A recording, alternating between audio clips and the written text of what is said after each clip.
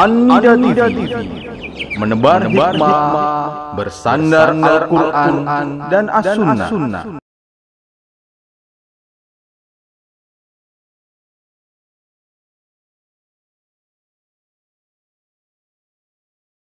Bismillah.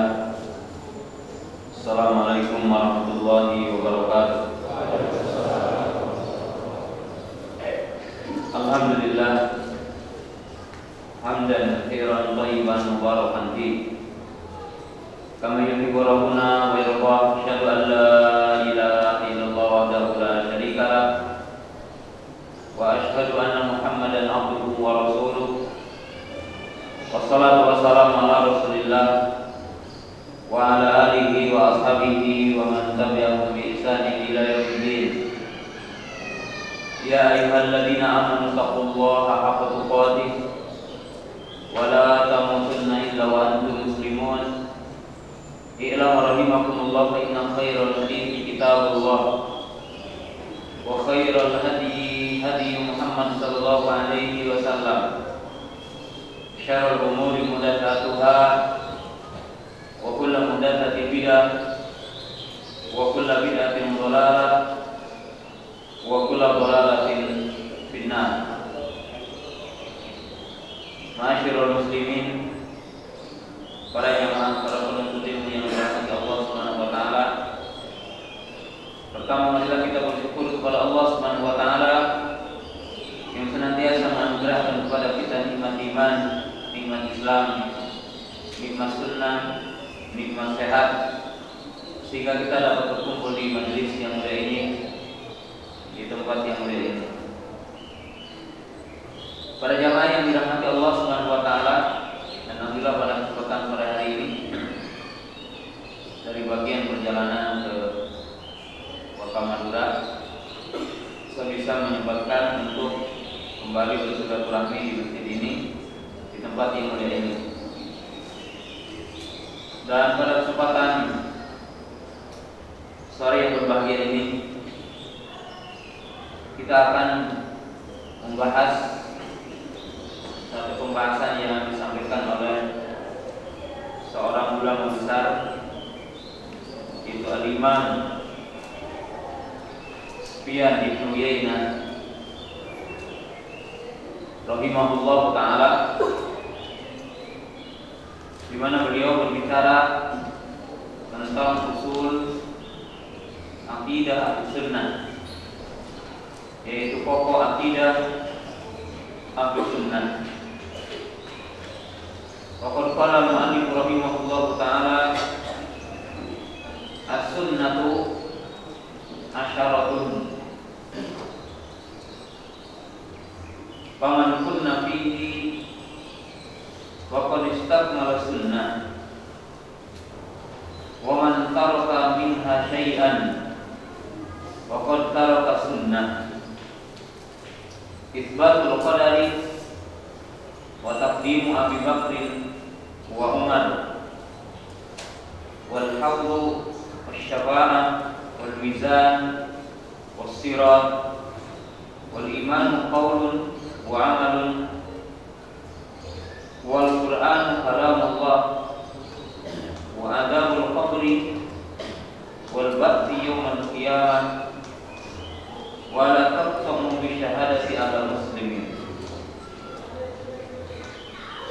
Al-Imam Sufyan bin Uyainah rahimahullah ta'ala menyebutkan 10 poin min usul sunnah, 10 poin yang merupakan pokok-pokok sunnah, di mana kalimat sunnah dimaksudkan oleh Imam Sufyan bin Uyainah yaitu usulul aqidah, yaitu pokok-pokok aqidah. Dan kita mengetahui bahwa kalimat sunnah dalam istilah para ulama memiliki banyak makna.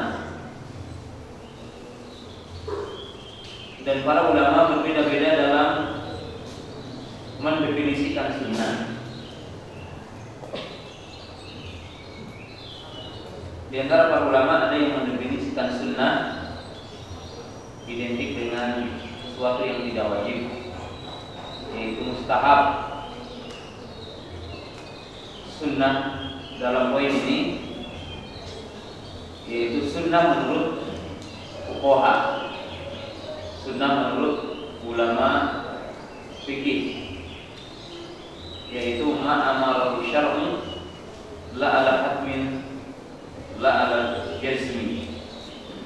Itu setiap yang disyariatkan oleh syariat yang tidak sampai kepada derajat wajib itu dinamakan sunnah.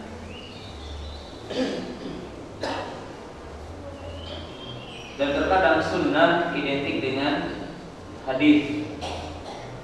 Ini ketika sunnah didefinisikan oleh ulama hadis, maka yang dimaksud dengan sunnah manukila anin Nabi sallallahu min qaulin aw fi'lin aw taqririn al-qulubiyyah wal khalqiyyah min al-bi'tsati ila wa ila qabla bi'tsah.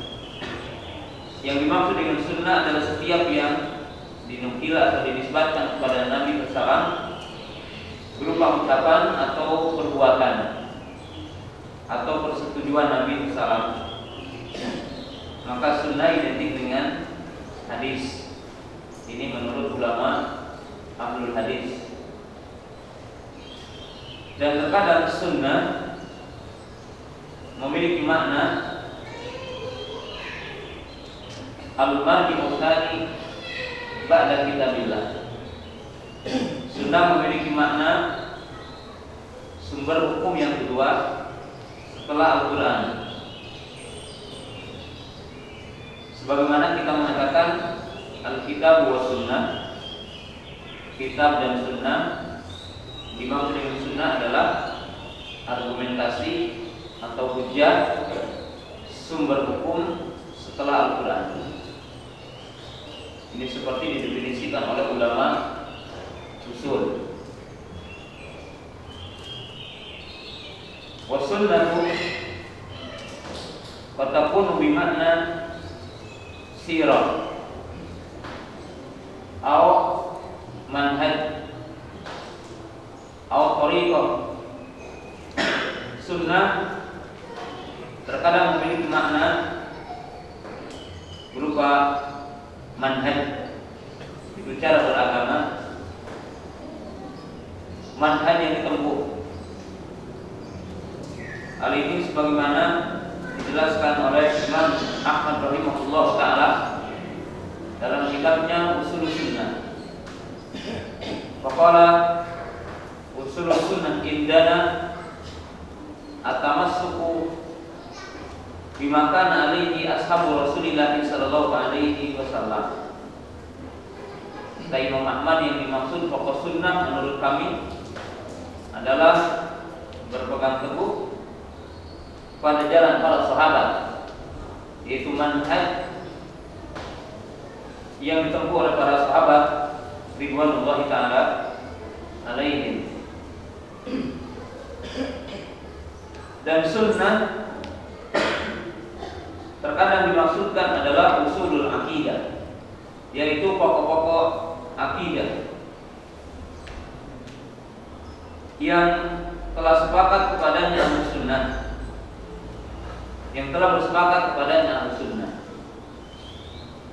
Al-Imam Sufyan al-Thawri rahimahullah taala beliau menjelaskan dalam ucapannya ada 10 poin yang merupakan pokok-pokok akidah, yang merupakan ciri pokok dari Ahlus Sunnah dan merupakan pokok-pokok ajaran Ahlus Sunnah, yang apabila seseorang itu meyakini 10 poin dan lurus pemahamannya dalam 10 poin, maka dia dinamakan dengan Ahlus Sunnah. Maka beliau mengatakan dalam ungkapannya, faqala as-sunnatu asyaratun. Sunnah itu ada 10. Jadi maksud di sini adalah pokok-pokok akidah ahlu sunnah yang seseorang dinamakan ahlu sunnah apabila meyakini pokok-pokok yang 10 ini. Walaupun tentunya akidah dan pokok-pokok akidah bukan hanya 10, akan tetapi pada poin yang 10 ini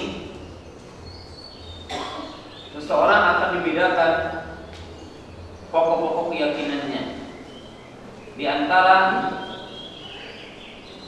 pemikiran-pemikiran yang menyimpang, di antara madhab yang menyimpang.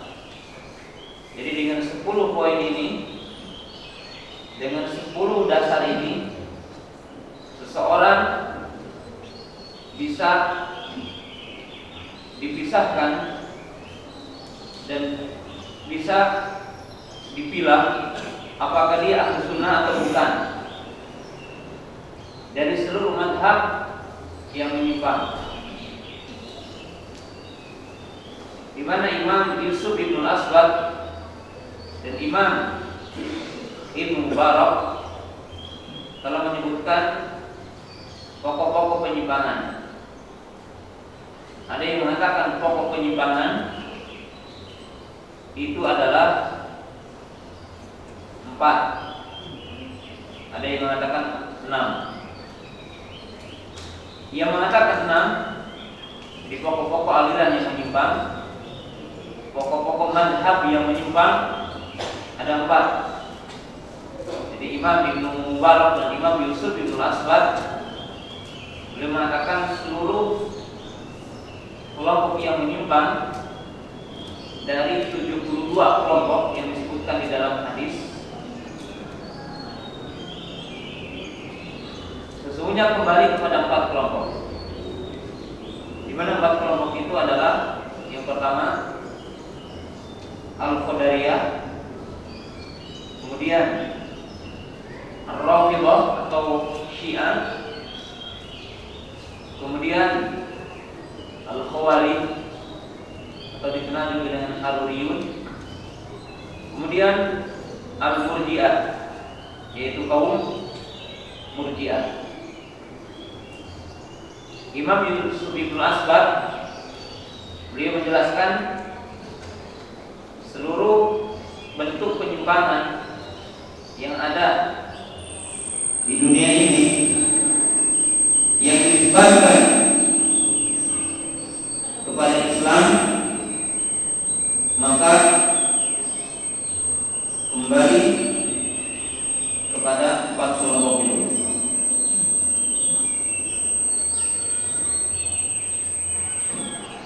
Sebagian para ulama ada yang menambahkan yaitu 2 kelompok, di mana 2 kelompok ini yang dikenal dengan Ahlul Kalam minal Jahmiyah wal Mu'tazilah wal Ghulabiyah. Ya, di mana kelompok yang menyimpang ini juga disebutkan ada 6, yaitu Ahlul Kalam. Di mana Ahlul Kalam ini mencakup kelompok-kelompok yang sangat penting, itu dari kalangan Jahmiyah, itu pengikut Jaham bin Safwan, kemudian Mu'tazilah, pengikut Wasil ibn Atham, dan dari kalangan Ghulabiyah, Maturidiyah, Asy'ariyah, dan kelompok yang dinamakan Ahlul Daud Al-Mutawas, yakni orang-orang Ahlul Daud, dikenal dengan orang-orang Sufiyah. Dan ini adalah pokok-pokok penyimpangan yang ada dan dinisbatkan kepada Islam. Maka Sufyan bin Uyainah rahimahullah taala beliau menjelaskan bahwa akidah seseorang bisa diketahui apakah dia Ahlus Sunnah ataupun tidak, apakah dia menyimpang ataupun tidak dari 10 poin ini. Faqala as-sunnatu asyaratun. Sunnah itu ada 10. Wa man kunna fihi faqad istakmala sunnah. Barang siapa yang ada pada orang itu 10 poin dari pokok-pokok sunnah, maka ia telah menyempurnakan sunnah. Dia adalah sebagai ahli sunnah yang hakiki. Dia adalah sebagai ahli sunnah yang sejati, yang sesungguhnya, bukan sekedar pengakuan. Wa man taraka minha syai'an faqad taraka sunnah.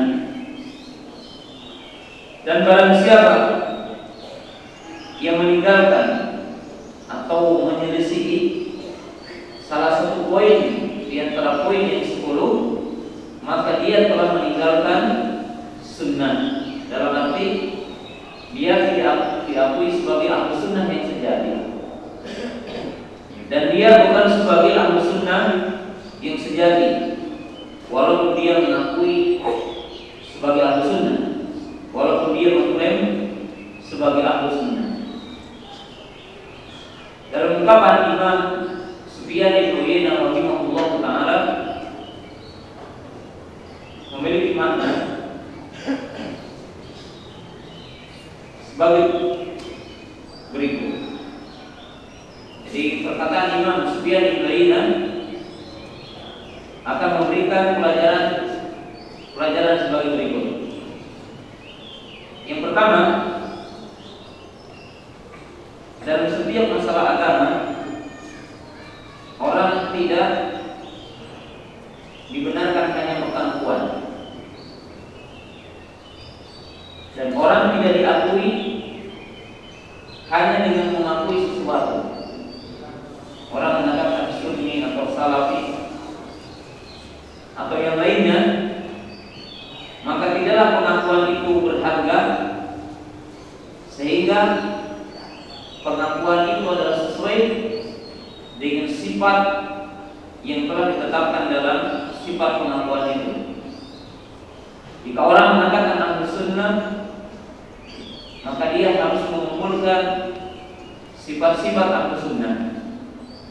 Jika orang mengatakan salafi atau salafiyun atau salafiyah, maka dia juga wajib betul-betul sifat karakter yang ada dalam sifat salafiyah itu harus tergambar dalam dirinya. Karena masalah dalam sesuatu bukan pengakuan, tetapi benarnya sesuatu itu pada dirinya terhadap pengakuan yang dia sebutkan. Kemudian yang kedua, Al-Imam Sufyan bin Uyainah rahimahullah taala ingin menjelaskan kepada kita bahwa ahli sunnah yumayyizu bil asya was sifat, bahwa ahli sunnah itu akan dibedakan dari yang lainnya dengan sifat-sifat tertentu, dengan hakikat tertentu yang menunjukkan kepadanya. Maka di sini menunjukkan bahwa orang yang mengaku sebagai ahlu sunnah,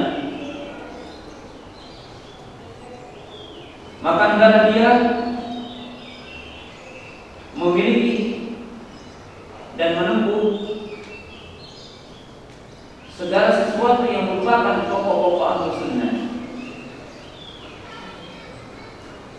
yang apabila orang itu tidak memilikinya dan tidak menempuhnya, maka dia tidak bisa dikatakan ahlu sunnah. Yang ketiga, dari ucapan Sufyan bin Uyainah rahimahullah taala ketika beliau mengatakan sunnah itu ada 10, manusia yang ada poin 10 pada orang tersebut, dia telah menyempurnakan sunnah. Dan barang siapa yang menyelisih salah satu di antara poin yang 10, maka berarti dia adalah bukan ahlu sunnah. Di sini pun menunjukkan bahwa ahlu sunnah dia harus melakukan mukhalafah ala a'daiha, bahwa ahlu sunnah itu harus menyelisihi kepada musuhnya. Artinya di sini dari setiap penyimpangan yang ada, yang itu adalah bukan ahlu sunnah.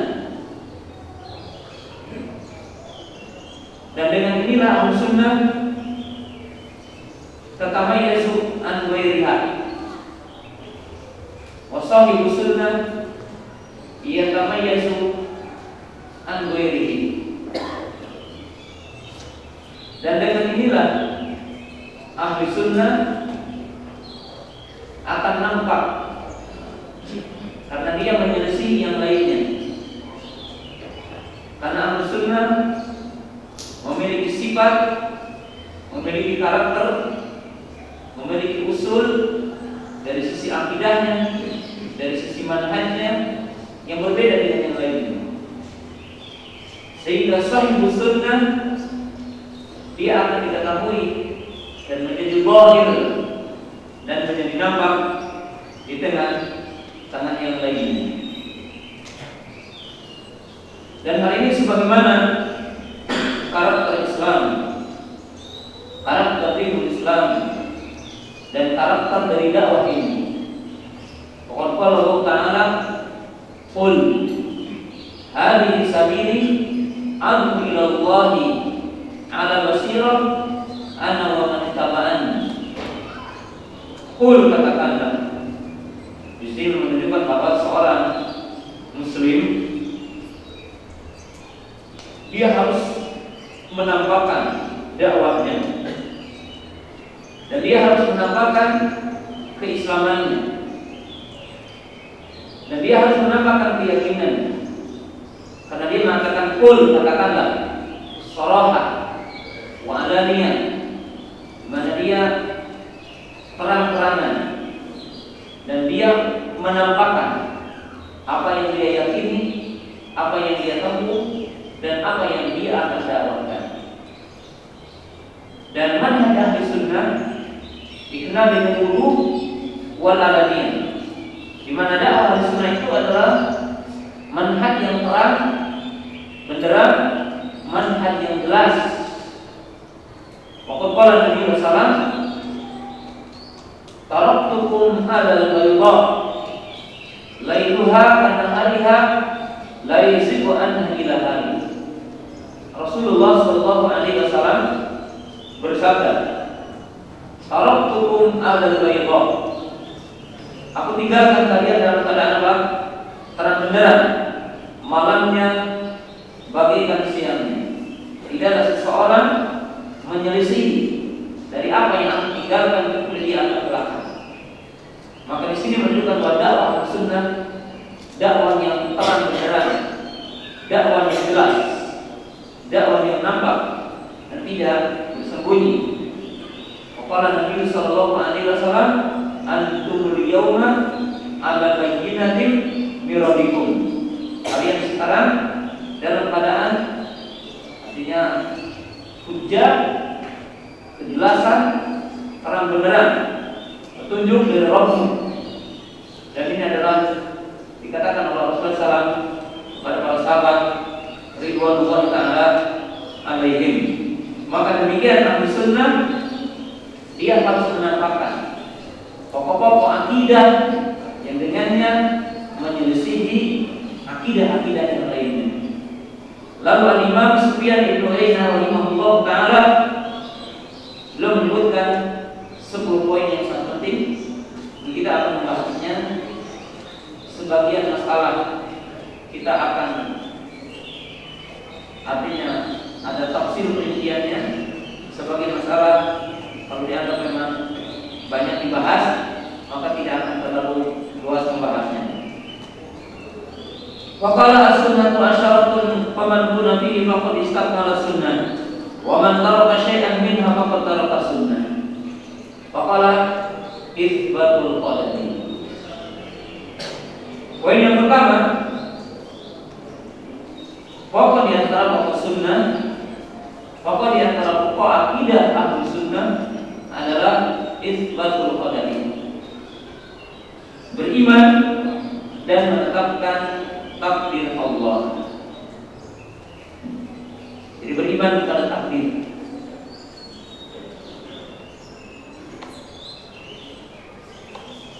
Poin yang pertama ini, ahli sunnah dibedakan dari kelompok-kelompok yang menyimpang lainnya. Salah satunya adalah masalah keimanan kepada takdir, di mana di dalam masalah ini telah terjadi dua penyimpangan yang berada di dua ujung yang berbeda. Di dalam masalah takdir terjadi dua penyimpangan, terjadi dua kesesatan di dua ujung yang berbeda.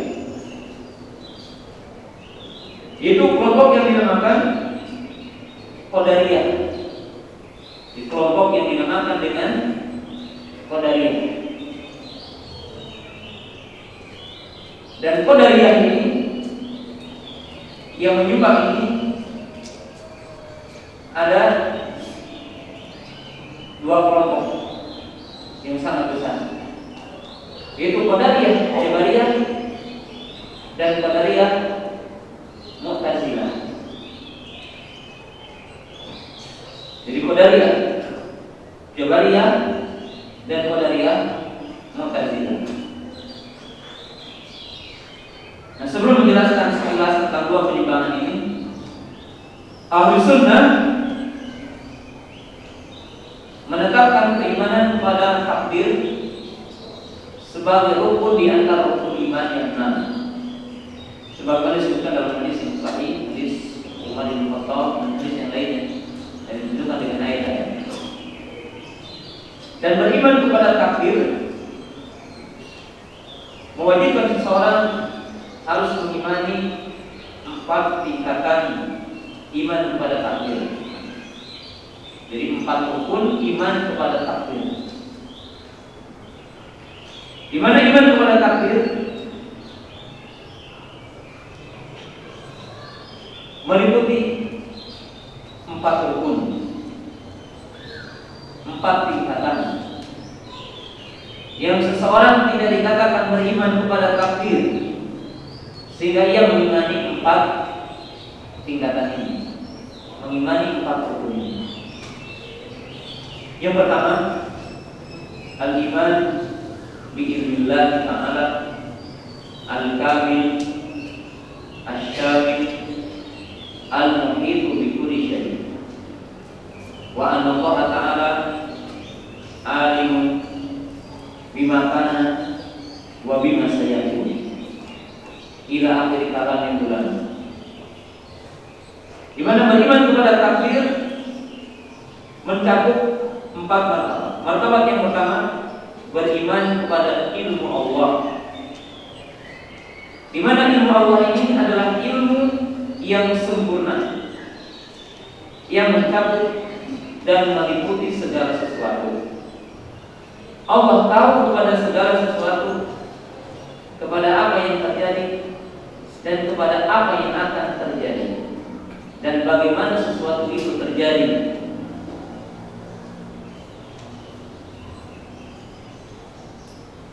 Ini adalah tingkatan yang pertama, beriman kepada ilmu Allah. Innallaha bi kulli syai'in alim. Dan ayat-ayat yang sangat banyak yang bukan maksudnya untuk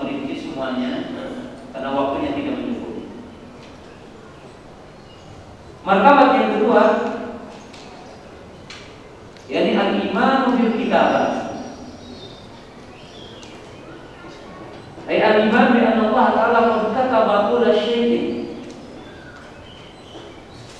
fi kitabih.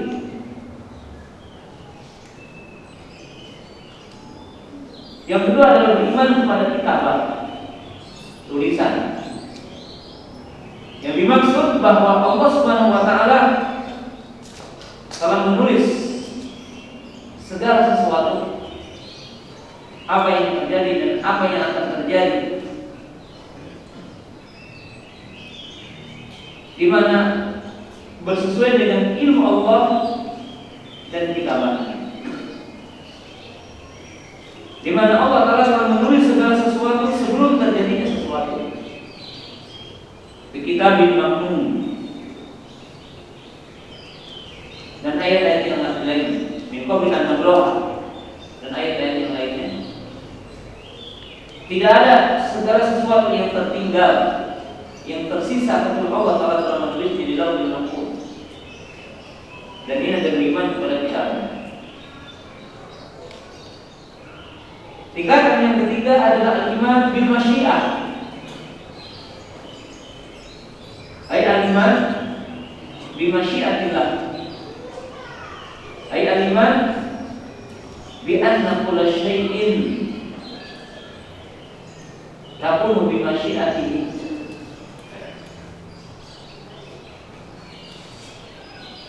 Yaitu kita beriman kepada masyiat, yaitu masyiatullah, yang memiliki makna bahwa segala sesuatu terjadi dengan masyiat Allah.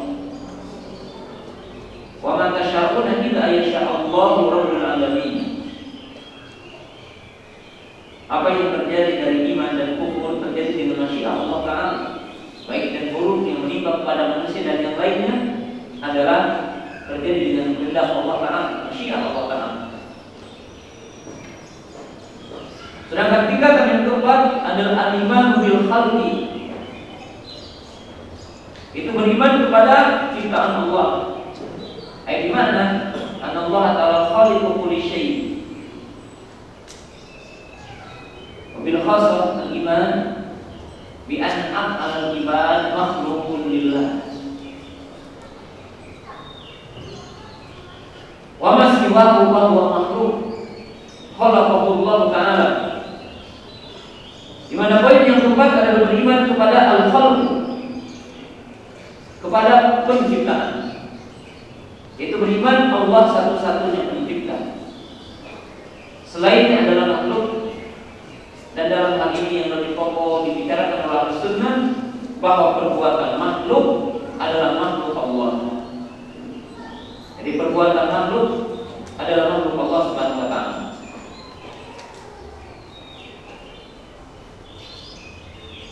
Dan barang siapa yang menetapkan takdir Allah Ta'ala dan beriman kepada takdir Allah dengan 4 martabat ini dan mengimani seluruh tingkatannya bahwa Ahlus Sunnah, maka dia adalah Ahlus Sunnah.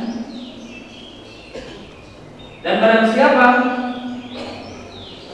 yang mengingkari salah satu di antara 4 poin ini, maka dia adalah Ahlul Bidah, firqah minal qadariyah. Itu satu firqah yang dinamakan dengan qadariyah. Dan yang mengingkari takdir al-asnaf, yaitu kepada beberapa tingkatan. Kelompok yang pertama yang dinamakan Gulatul Qadariyah, fahum kufar, la nasiba lahum minal iman wal Islam. Kelompok yang pertama yaitu yang dinamakan Gulatul Qadariyah, yaitu man ankara ilmu Allah. Itu orang yang mengingkari ilmu Allah, maka mereka adalah kafir, tidak ada bagian sedikit pun dari iman dan Islam. Itu orang yang mengatakan Allah tidak tahu segala sesuatu kecuali setelah terjadi. Bahwa yunkiruna ilmu Allah, mereka mengingkari ilmu Allah. Bahwa Gulatul Qadariyah, maka mereka dinamakan dengan Gulatul Qadariyah.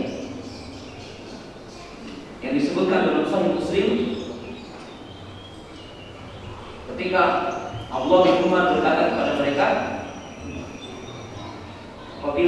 dengan kelompok ini, maka sampaikanlah kepada mereka bahwa aku bukan dari mereka dan mereka bukan bagian dari aku. Jadi Abdullah bin Umar mengatakan mereka adalah kafir, mukhrij an dinil Islam, keluar dari dinul Islam. Adapun asnaf yang kedua, jadi kelompok yang kedua, yang dinamakan dengan Qadariyah wal bulat. Jadi Qadariyah tetapi tidak sampai bulat. Maka mereka Qadariyah Jabariyah. Di mana Qadariyah Jabariyah ini? Satu kelompok yang mereka mengatakan menetapkan takdir Allah. Akan tetapi mereka memaknainya bahwa manusia tidak punya masyiah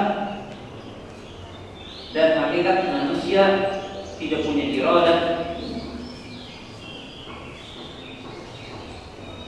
Mereka mengatakan perbuatan hamba adalah perbuatan Allah. Masyiatul khalqi masyiatullah.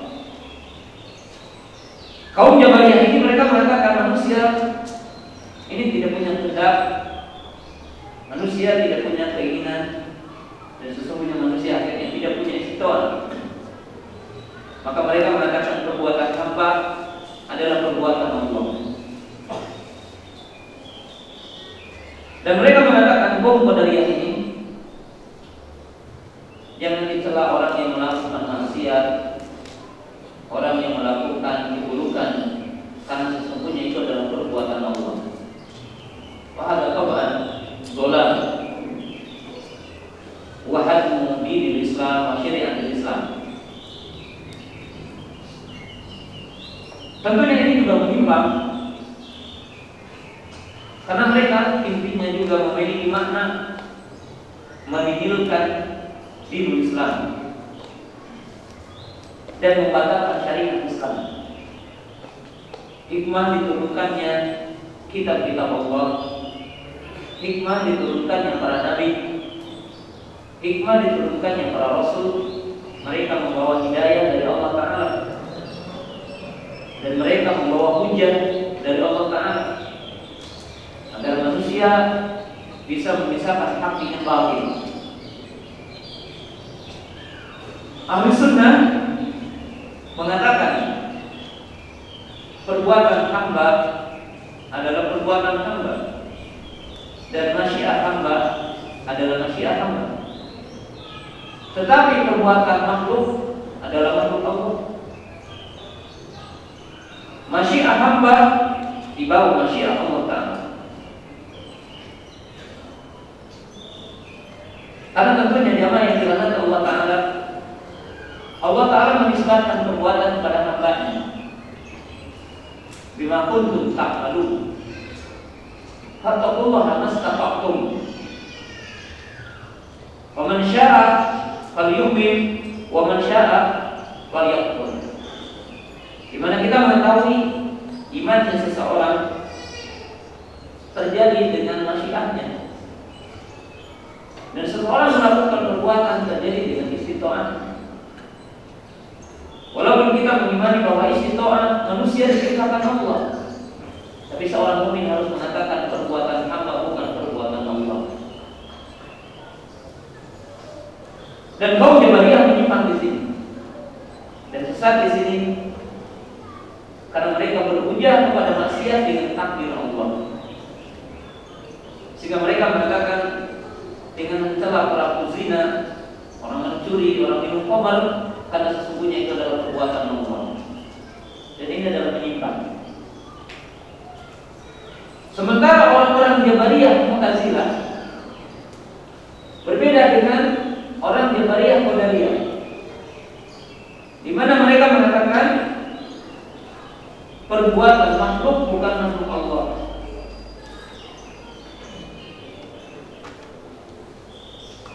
Dan apa yang terjadi pada makhluk tidak berkaitan dengan masyiah Allah. Jadi tidak berkaitan dengan kehendak Allah Ta'ala. Maka Ahlu Sunnah pertengahan di antara dua kelompok itu mengatakan bahwa perbuatan yang diperbuat oleh makhluk kehendak makhluk, dan dia adalah merupakan perbuatan makhluk. Tetapi kita menyatakan bahwa perbuatan makhluk diciptakan Allah, dan masyiah makhluk di bawah masyiah Allah Ta'ala. Wa ma tasyauna illa yasha'allahu rabbul alamin. Dan manusia tidak boleh berhujjah dengan takdir. Karena tentunya kalau manusia berhujjah dengan takdir, maka bertentangan dengan hikmah Allah menurunkan kitab-kitab, dan Allah menurunkan para nabi, para rasul, dan Allah telah menciptakan surga dan neraka. Semua ini menunjukkan bahwa manusia diminta pertanggungjawabannya terhadap apa yang Allah telah perintahkan dan terhadap apa yang Allah Ta'ala larang. Maka di sini terjadi penyimpangan antara Qadariyah, Jabariyah dan Qadariyah Mu'tazilah. Maka barang siapa yang lurus mengimaninya dengan keimanan dalam 4 tingkatan yang tadi, maka dia dikatakan Ahlus Sunnah. Barang siapa yang menyimpang kepada salah satu di antara 2 kelompok yang tadi, maka dia telah termasuk kepada firqah yang dikatakan oleh Nabi sallallahu alaihi wasallam halikah, kelompok yang sesat, yang celaka, yang diancam di dalam hadis Ibtiraqullah. Faqala al-alif rahimahullahu ta'ala faqdim Abi Bakrin wa Umar. Poin yang kedua, di antara pokok-pokok akidah Ahlus Sunnah mendahulukan Abu Bakar dan Umar. Jadi mendahulukan Abu Bakar dan Umar. Dan ini poin yang sangat penting untuk kita bahas, karena penyimpangan pada poin ini lebih banyak ketika penyimpangan pada poin pertama. Pada poin yang kedua ini, pokok di antara pokok ajaran Ahlus Sunnah mendahulukan Abu Bakar dan Umar. Ia fil fadli tata'allaqu bil iman bil khilafah wa tata'allaqu bil iman wal ilmi. Di antara pokok-pokok sunnah, pokok-pokok akidah Ahlus Sunnah mendahulukan kedudukan Abu Bakar dan Umar di antara seluruh umat Nabi Hasan, di antara seluruh sahabat Nabi Hasan, bahwa beliau berdua lebih utama, lebih mulia di antara seluruh para sahabat yang lainnya di dalam 2 hal yang sangat penting. Yang pertama, di dalam masalah iman, ilmu, dan kesolehannya. Dan yang kedua, di dalam masalah keimamahannya, kehilafahannya. Karena pada poin ini jamaah yang dirahmati Allah Subhanahu wa taala dimaksudkan oleh Malik rahimahullah ta'ala untuk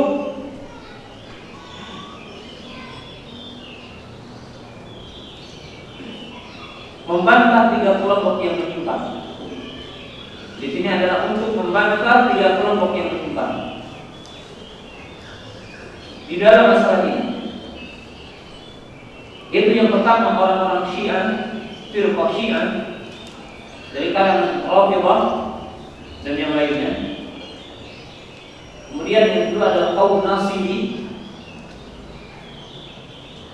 dan yang ketiga adalah kaum Khawarij. Nah, kita akan perhatikan di sini. Yang pertama adalah tartim Abi Bakr wa Umar, mendahulukan Abu Bakar dan Umar. Ciri di antara ciri akidah Ahlus Sunnah, ciri di antara ciri bahwa seseorang itu adalah sebagai Ahlus Sunnah, mendahulukan Abu Bakar dan Umar dari seluruh sahabat yang lainnya. Barang siapa yang mengatakan Ali lebih afdal, Ali radhiyallahu ta'ala lebih afdal dari Abu Bakar dan Umar, bahwa Rafidhi Syi'i, maka dia adalah seorang Rafidhah Syiah yang menyimpang.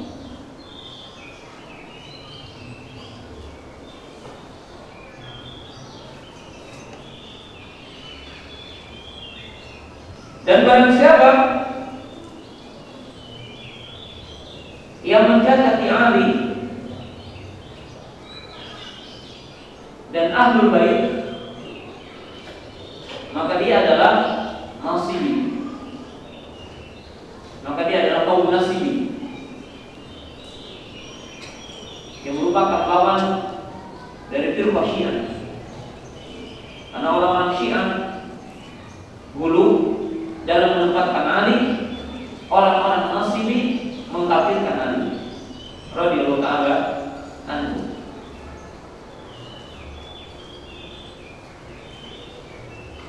Dan barang siapa yang mencacati para sahabat seperti mengkafirkan Muawiyah, mengkafirkan Amr bin As, mengkafirkan Abu Musa al-Asy'ari, dan mengkafirkan para sahabat yang lainnya termasuk Ali radhiyallahu ta'ala anhu, dan mereka menghalalkan sejumlah darah para sahabat, maka mereka dikenal dengan kaum Khawarij, yang mereka telah melakukan pemberontakan kepada Utsman bin Affan, dan mereka telah melakukan pembunuhan kepada Ali radhiyallahu ta'ala anhu. Maka mereka adalah kaum Khawarij Haruriyun.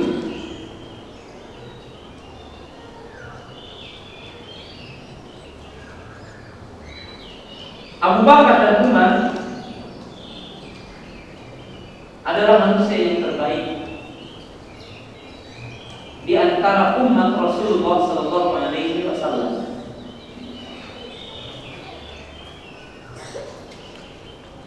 Manusia yang terbaik di kalangan para sahabat ridwanullah ta'ala alaihim. Rasulullah sallallahu alaihi wasallam bersabda, "Iqtadu biladaini ba'di Abi Bakr wa Umar." Rasulullah SAW mengatakan, "Iqtadu, ambillah suri tauladan, ikutilah kedua orang setelahku ini." Lalu dia mengatakan Abu Bakrin wa Umar, Abu Bakar dan Umar.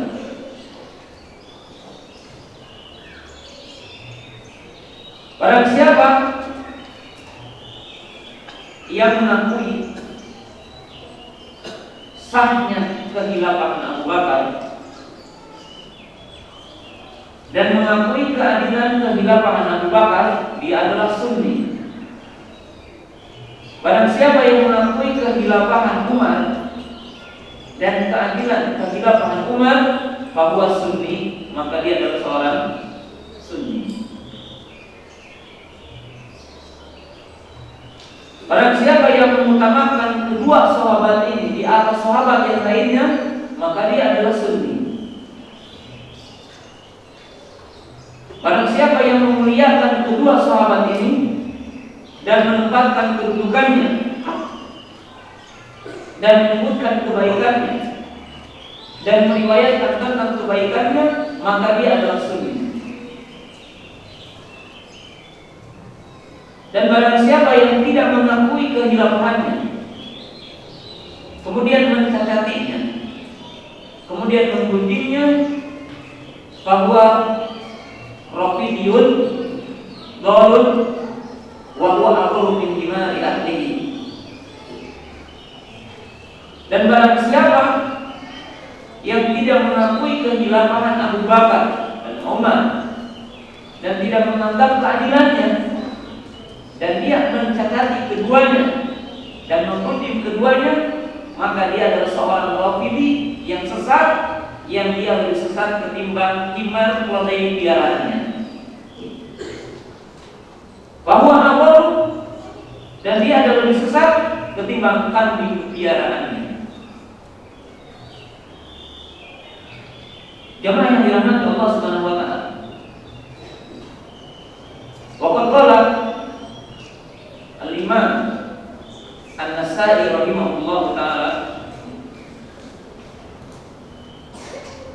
An-Nasai rahimahullah ta'ala telah memberikan komentar yang sangat agung kepada orang yang mencacati Muawiyah radhiyallahu ta'ala. Kenapa dikatakan orang yang mencacati Abu Bakar dan Umar, kemudian mencacati para sahabat, maka dia telah mencacati Islam. Barang siapa yang mencacati para sahabat, maka dia telah menghancurkan Islam. Jemaah yang dirahmati Allah Subhanahu wa taala. Ada orang bertanya kepada Imam Nasai, bagaimana pendapatmu tentang orang yang membicarakan Muawiyah? Itu Muawiyah ibnu Abi Sufyan radhiyallahu ta'ala. Maqala innamal Islamu kadari lambang. Maka beliau mengatakan sesungguhnya Islam adalah seperti sebuah rumah, ia memiliki pintu.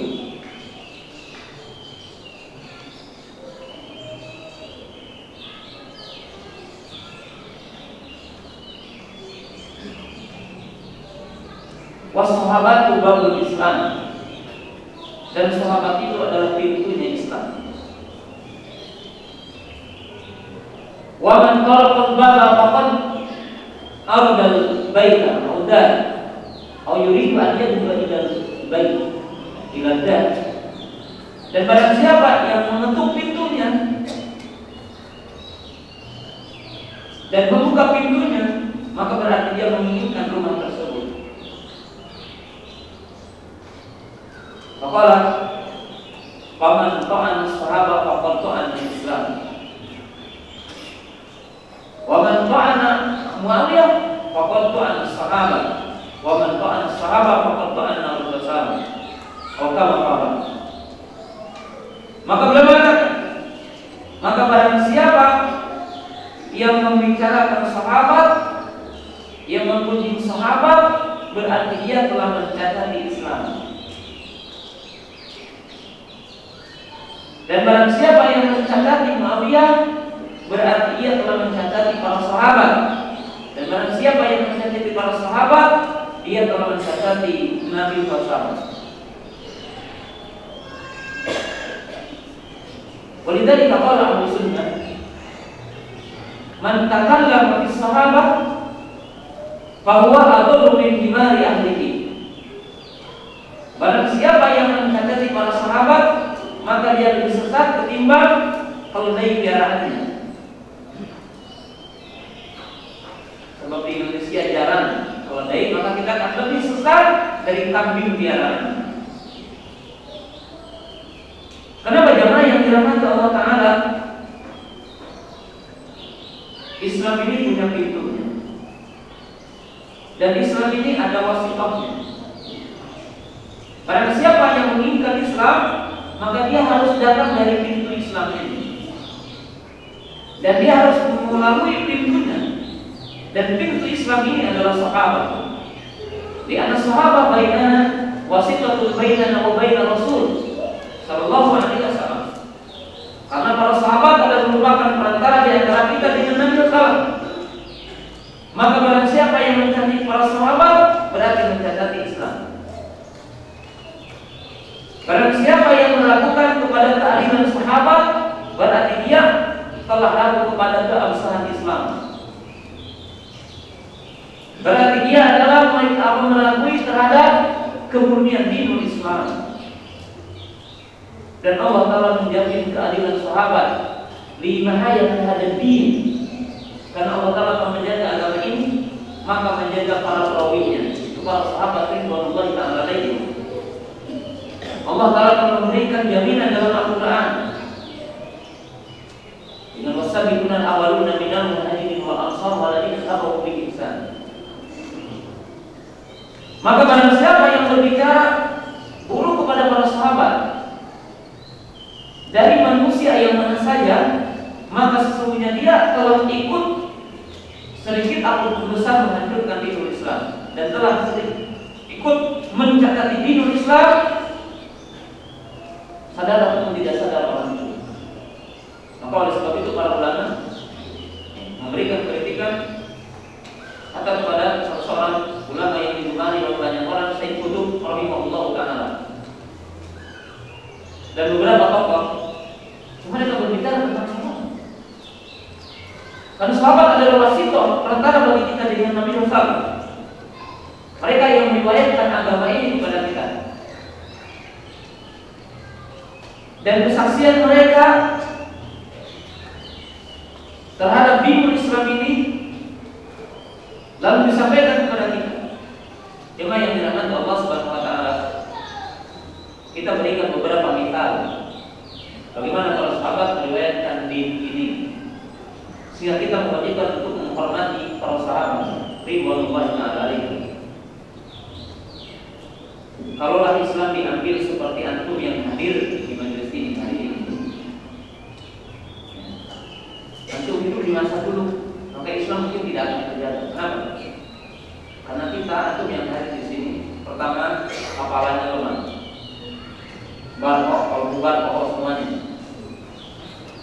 Yang kedua, antum juga tidak bawa tulisan apa yang disampaikan.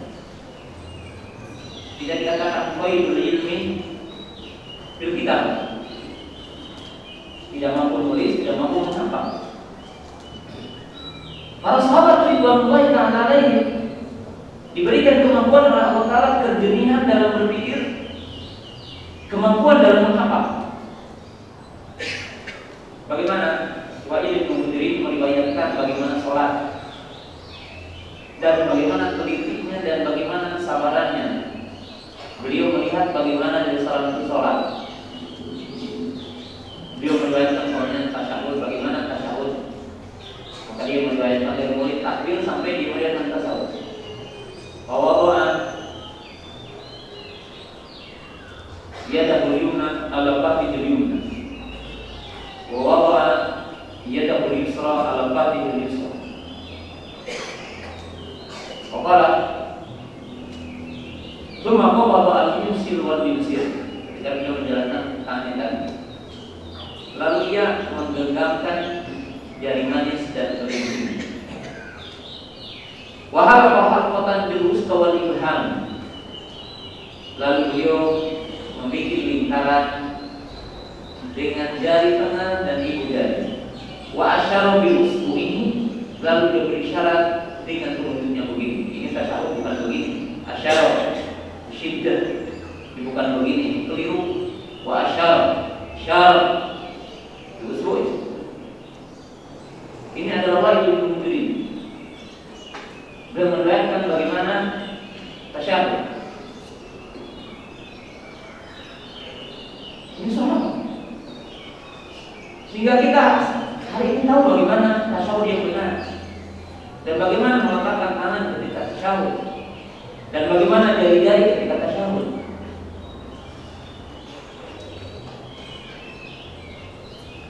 Bagaimana para sahabat meriwayatkan tentang wudu sampai jumlah apa kadar air. Karena Nabi sallallahu alaihi wasallam yaghtasilu bis-shawa'in wa yatawaddu bi-muddin.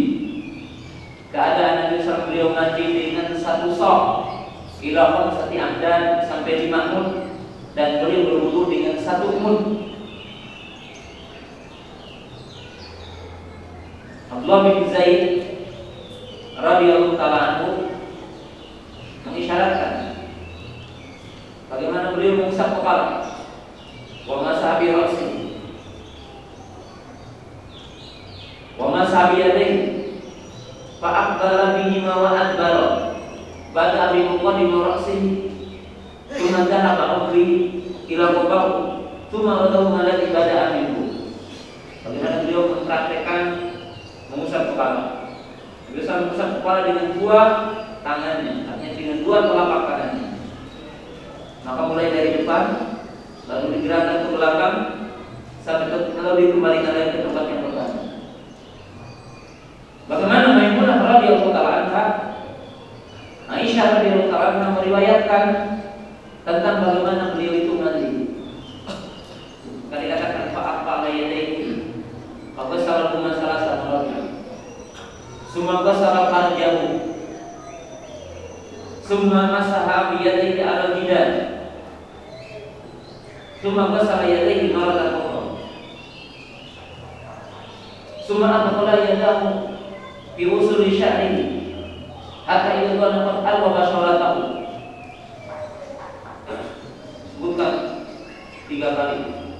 Nanti terus diperlihatkan bahwa sahabat,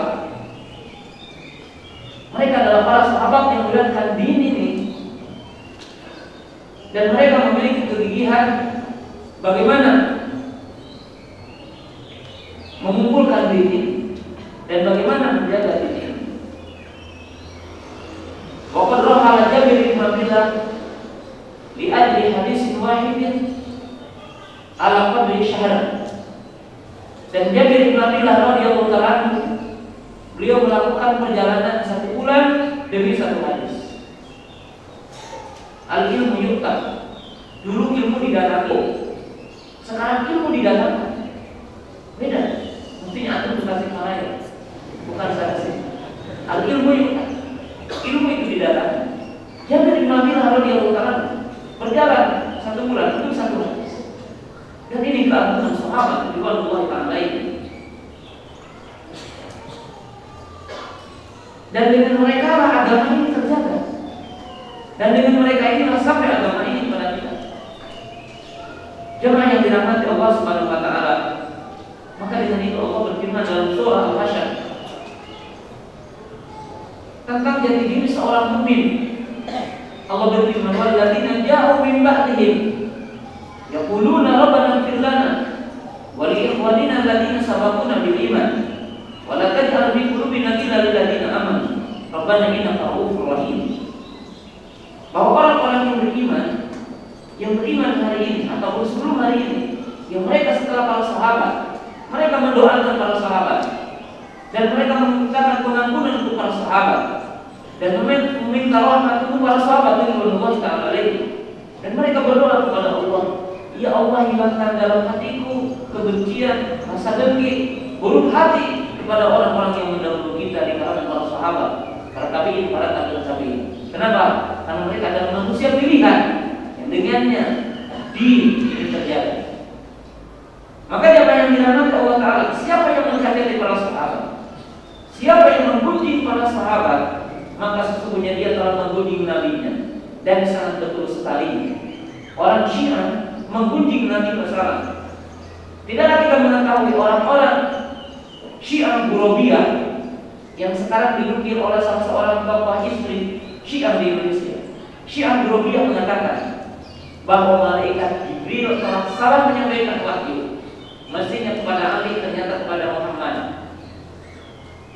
Orang Syiah Burabiyah mengatakan, "Kana Muhammadun asbaha bi Ali minal qurabi ila al-ghurab wa ba'atha Allahu Jibril bil wahyi ila Ali fa akhta'a fa qala Jibril fa anzalahu ila Muhammad." Orang Syiah Burabiyah mengatakan Ali dengan Muhammad itu wajahnya mirip. Muhammad itu adalah menyerupai Ali. Dan mereka tidak mengatakan itu ketika menegur Muhammad seperti burung gagak dengan burung gagak, ya, sama-sama hitam dan sangat persis sekali. Maka Jibril alaihissalam diperintahkan untuk menyampaikan wahyu, maka dia keliru. Dia menyangka Muhammad adalah Ali, maka dia menurunkan wahyu kepada Muhammad semestinya adalah kepada Ali. Maka salah. Ini jamaah yang dirahmati Allah Ta'ala. Atau orang-orang Syiah Rafidhah, mereka benci kepada Jibril. Kenapa? Karena Jibril dianggap khianat. Mestinya menyampaikan wahyu kepada Ali, ternyata kepada Muhammad SAW. Oleh sebab itu bagian dari orang Syiah mengatakan Tuhan kami adalah bukan Tuhan Ahlus Sunnah. Allah kami bukan Allah Ahlus Sunnah. Kenapa? Sebab Tuhan kami adalah Tuhan yang mengutus wahyunya kepada Ali, sedangkan Tuhan Ahlus Sunnah adalah Tuhan yang mengutus. Artinya apa? Wahyunya apa? Yang menurunkan wahyu kepada Muhammad. Jamaah yang dirahmati Allah Subhanahu wa taala. Yang ini disebutkan poin sangat penting. Ketika menyebutkan poin ini, itu mendahulukan Abu Bakar dan umat mengakui kehilafahannya, mengakui keimamannya, sah, hak, dan diakui bahwa beliau lebih afdal daripada yang lain. Maka barang siapa yang berbeda dengan ini, maka dia adalah sesat, dia adalah seorang Rafidhah, dia adalah seorang Syiah yang menyimpang dari ajaran yang hak, dari ajaran yang disampaikan oleh Nabi SAW, yang dibawa oleh para sahabat ridwanullahi ta'ala alaihim. Jamaah yang dirahmati Allah Subhanahu wa taala, orang-orang Syiah, orang-orang Rafidhah atau Syiah 12 imam, mereka memiliki keyakinan bahwa imam aslun min usulil Islam wa huwa rukun min arkanil iman wa huwa rukun min arkanil Islam. Orang-orang Syiah 12 imam dan Syiah Rafidhah atau Syiah Ismailiyah dan yang semakna dengan mereka meyakini bahwa iman kepada imamah, yang dimaksud dengan imamah kepada imam yang 12 merupakan rukun Islam. Dan mereka mengatakan rukun iman karena mereka mengatakan buniyal Islam ala khamsin. Jadi Islam itu dibangun di atas 5 fondasi: as-shalatu, waz-zakatu, was-siyam, wal-hajju, wal-imamah. Di mana Islam itu dibangun di atas 5 fondasi. Yang pertama salat, yang kedua zakat, yang ketiga saum, yang keempat haji, dan yang kelima adalah imamah. Atau mereka menyebutkan 6, dia menyebutkan syahadatain. Dan mereka mengatakan barang siapa yang mengingkari salah satu di antara imam yang 12 seperti mengingkari salah satu di antara kenabian. Jadi mereka mengatakan barang siapa yang tidak menetapkan dan tidak mengimani keimaman yang 12 imam dan tidak diyakini itu adalah sebagai imam yang hak dan paling berhak, maka dia seperti mengingkari salah satu di antara kenabian. Jadi dianggap kafir. Jadi dianggap kafir. Maka oleh sebab itu poin ini jadikan pokok, sebagai pokok sunnah, sebagai pokok akidah ahli sunnah. Jemaah yang dirahmati Allah Subhanahu wa taala, faqala taqdimu Abi Bakr wa Umar, mendahulukan Abu Bakar dan Umar. Dan ini adalah pokok di antara pokok ahli sunnah, pokok-pokok di antara pokok akidah yang disebut dengan akan dibedakan di kelompok-kelompok yang menyimpang dari kalangan Rafidhah ataupun Nasibi ataupun orang-orang Khawarij. Jemaah yang dirahmati Allah Subhanahu wa taala, yang selanjutnya kita akan ambil tidak sesuai dengan susunan maghrib supaya menyambung wal ba'tsu yaumal qiyamah. Poin yang ketiga adalah beriman kepada hari kebangkitan. Jadi beriman kepada hari kebangkitan. Al-ba'tsu, yang dimaksud dengan al-ba'tsu yaitu qiyamun nas min kuburihim, yaitu dibangkitkan manusia dari alam kubur. Jadi dibangkitkannya manusia dari alam kubur.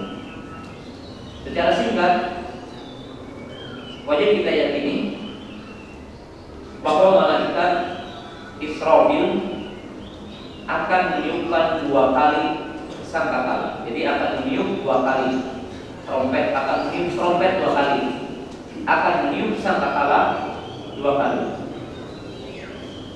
Tiupan yang pertama untuk hancurnya alam semesta ini. Jadi hancurnya alam semesta ini. Tiupan yang kedua, setelah hancurnya alam semesta ini, maka manusia dibangkitkan dari alam kubur, dihidupkan kembali dari alam kubur, dan dikumpulkan di arasatil qiyamah. Al-ba'tsu, dibangkitkannya kembali manusia dari alam kubur. Dan ini diingkari oleh kaum Malahidah. kita mengenali orang-orang ateis, di mana mereka tidak mengimani adanya kehidupan setelah kematian. Dan mereka mengatakan mana mungkin makhluk yang telah hancur mereka akan hidup kembali. Maka umat Islam Ahlu Sunnah meyakini adanya hari kebangkitan dan dihidupkannya kembali manusia. Dan dalam surah Al-Baqarah ada 5 pelajaran di mana Allah Ta'ala mampu menghidupkan yang mati. Dan silakan nanti di rumah review kisah-kisah ini. Yang pertama, kisah orang yang disambar petir. Dalam ayat berapa? Saya tidak ingat ayatnya. Yaitu fa'aqadatkum as-sayf atau wa antum tanzurun. Tsumma ba'atsnakum min ba'di mautikum la'allakum tashkurun.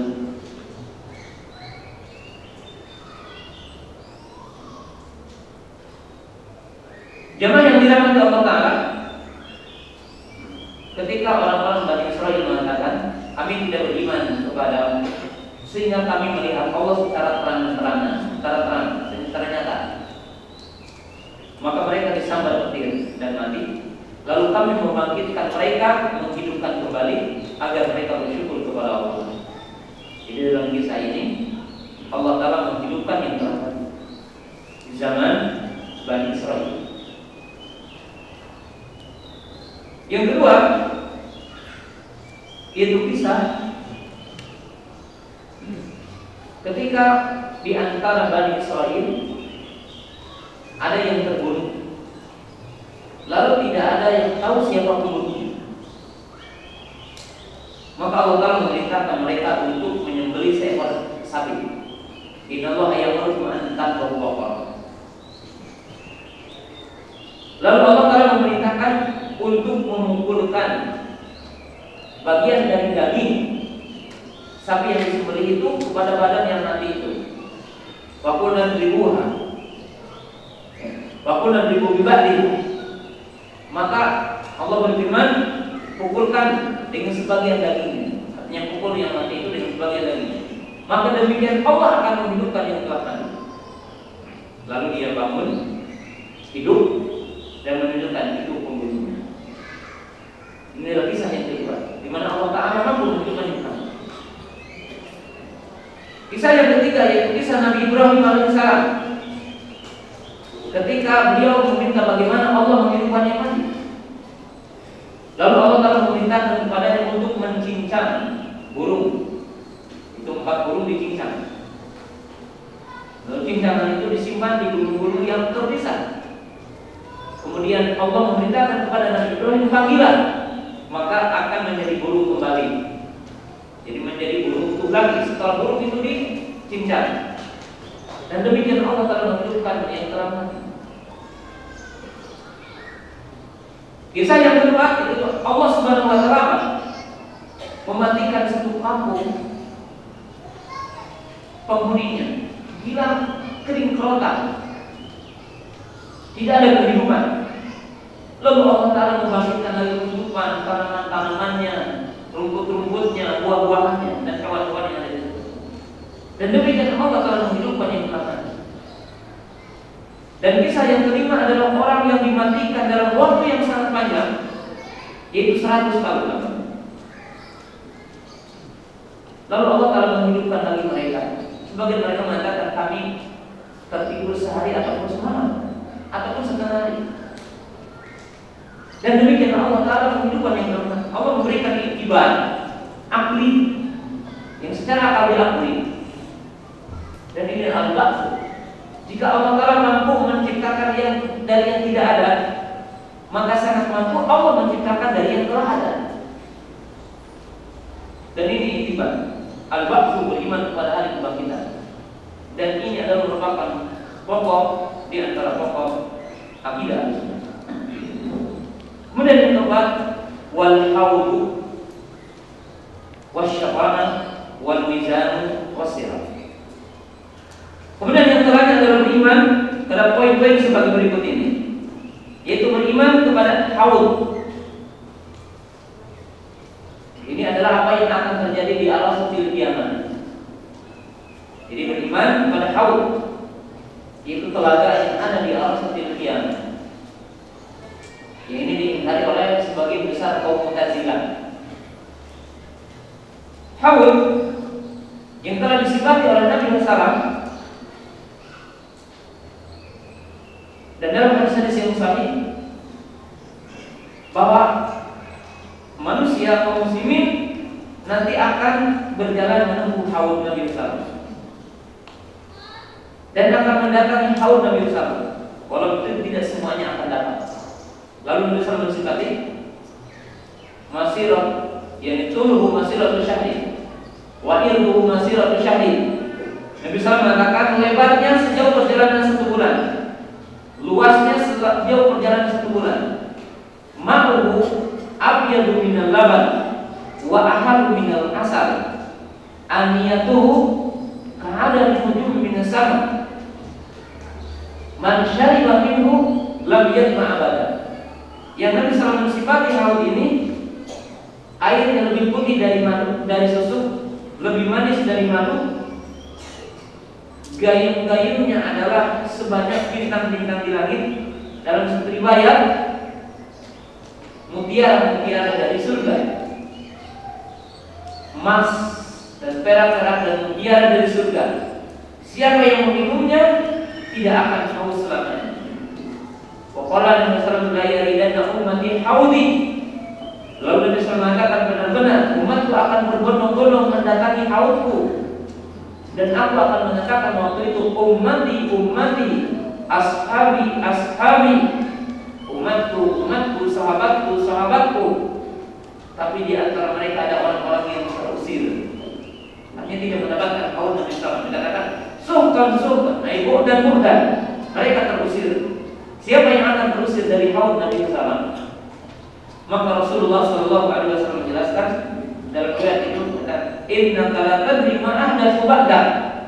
Wa fi riwayat lain, innaka la tadri ma ahdatsu ba'dak.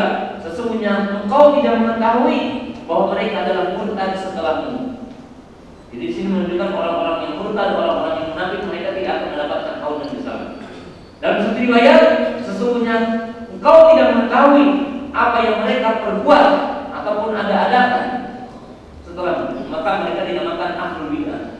Di orang-orang yang terusir dari haud Nabi SAW, mereka adalah ahlul bidah.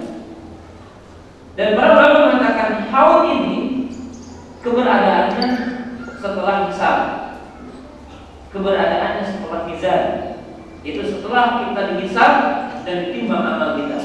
Dan manusia ketika itu, di mana matahari mendekat 1 mil dan merasa kehausan, maka sangat membutuhkan kepada haud ini. Walaupun tidak semuanya orang akan mendapatkan haud ini. Barang siapa yang mengimani haud dengan sifat-sifat yang telah disebutkan oleh Nabi SAW, maka dia dikatakan sunni, ahlu sunnah. Dan barang siapa yang mengingkarinya, maka dia adalah bukan ahlu sunnah. Maka dia adalah bukan ahlu sunnah. Qala wasyafa'ah, dan beriman kepada syafaat. Syafaat yang akan terjadi di hari kiamat, di mana para ulama mengatakan ada 2, yaitu syafaatul amah, syafaatul khassah. Syafaat yang khusus bagi Nabi SAW dan syafaat untuk seluruh umat. Syafaat yang khusus bagi Nabi SAW yaitu ada 3 jenis. Jadi ada 3 macam syafaat bagi Nabi SAW. Yang pertama syafaatul udma, syafaatul kubra. Syafaatul udma ataupun syafaatul kubra, di mana manusia nanti akan berbondong-bondong berkumpul dari sejak Nabi Adam sampai manusia terakhir akan datang kepada Nabi Adam alaihissalam, dan mereka meminta syafaat agar Nabi Adam mendoakan mereka kepada Allah. Tapi Nabi Adam menolak. Kemudian kita datang kepada Nabi Nuh menolak. Datang kepada Nabi Ibrahim menolak. Kemudian datang kepada Nabi Musa menolak. Kemudian datang kepada Nabi Isa menolak. Lalu Allah Ta'ala memerintahkan Nabi kita dan mengizinkan Nabi kita untuk memberi syafaat. Irfa isfa syafaat. Dan ini yang dinamakan dengan syafaat ulama. ketika kita berada di arus kiamat, yaumul qarbi, ketika dikumpulkan dalam keadaan telanjang, tidak memakai sandal, tidak dihitam dan tidak memakai pakaian, dan matahari mendekat 1 mil dalam kondisi yang sangat menakutkan, mencekam dalam kondisi kesulitan, maka kita meminta syafaat. Tetapi hanya Nabi kita yang pertama diberikan syafaat. Dan yang kedua, syafaat bagi Nabi SAW adalah syafaat li ahli jannah an yadkhulul jannah. Itu syafaat untuk ahli surga agar dia dipercepat masuk surga. Hal ini karena Nabi SAW berada di pintu surga dan beliau mengatakan, ana awal man adkhulul jannah wa ana awal man atraqa babal jannah wa aqulu ummati ashabi. Nabi SAW mengatakan, aku adalah orang yang pertama masuk surga, aku adalah orang yang pertama menempuh pintu surga, dan aku mengatakan umatku. Dan ini adalah syafaat Rasulullah SAW, yaitu untuk umatnya, yaitu masuk surga. Jadi untuk menjadi umat yang pertama masuk surga. Kemudian syafaat yang khusus bagi Nabi SAW, sebagaimana kita tahu syafaatnya Nabi SAW kepada Abu Thalib, ya, di mana Abu Thalib mendapatkan syafaat. Dia adalah tidak masuk Islam, akan tetapi dia adalah menjadi seorang penghuni neraka yang paling ringan adabnya. Nah, ada syafaat yang kedua adalah syafaat untuk orang-orang beriman yang akan diberikan kepada mukmin yang lainnya. Syafaat ini apa saja? Para ulama menjelaskan syafaat ini mencakup beberapa jenis. Yang pertama, syafaat berupa doa untuk meminta derajat yang tinggi, kedudukan yang tinggi di surga. Dan ini dimulai dari sholat jenazah. Warfa darajatahu fil madiyyin. Ya Allah, angkatlah derajatnya di surga.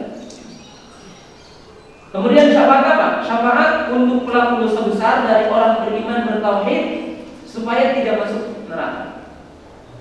Dan syafaat bagi orang yang telah masuk neraka agar dikeluarkan dari neraka. Jadi orang yang bertauhid masuk neraka, orang yang beriman tapi ke neraka dulu, maka jika Allah telah mengizinkan kepada kita untuk memberi syafaat, maka akan dikeluarkan dari neraka itu. Di mana sesama mukmin, sesama orang beriman akan saling memberi syafaat, tetapi dengan izin dan ridho dari Allah Subhanahu wa taala. Dan ini yang diingkari oleh orang-orang Mu'tazilah. Dan ini yang diingkari oleh orang-orang Khawarij. Karena orang Mu'tazilah dan orang Khawarij meyakini setiap pelaku dosa, setiap pelaku dosa adalah kafir. Mereka kekal di neraka dan tidak akan dapat syafaat. Maka ahli sunnah menetapkan adanya syafaat li ahli kabair min ahli tauhid, atau li ahli tauhid min ahli kabair. Ada syafaat bagi yang melakukan dosa besar dari kalangan ahli tauhid. Jadi ahli tauhid yang berdosa, yang melakukan dosa besar, yang dengan sebabnya dia akan masuk neraka, maka bisa diberi syafaat dan akan diberi syafaat. Dan syafaat ini ada dua kemungkinan. Imma syafaat sebelum masuk sehingga tidak masuk, atau syafaat yang setelah masuk maka akan dipercepat masuk apa? Surga. Dan ini diyakini oleh ahli sunnah dan ijma ahli sunnah. Siapa yang mengingkarinya bahwa mubtadi dhalun, maka dia adalah mubtadi yang sesat, imma dikatakan Mu'tazilah atau dia dikatakan seorang apa? Khawarij. Qala wal mizan, dan beriman kepada mizan. Nah, mizan menurut ahli sunnah adalah hakiki, lahu kifatani walisan. Menurut ahli sunnah, mizan ini adalah hakikat, timbangan yang betul-betul konkret. Ya. Dia memiliki dua daun dan memiliki tiang yang tengah. Sebagaimana kita melihat timbangan seperti mungkin kita di pengadilan, di mahkamah ya, hukum ada timbangan. Itulah mizan yang nanti pada yaumul qiyamah hakiki, di mana akan ditimbang amal manusia Barang siapa yang berat kebaikannya, maka dia adalah termasuk orang-orang yang berbahagia. Barang siapa yang timbang kejelekannya adalah lebih banyak, maka dia adalah orang yang rugi dan dia terancam dengan neraka. Sebagaimana disebutkan dalam ayat. Dan para ulama berbicara bahwa mizan, timbangan, ketika di akhir kiamat adalah hakiki.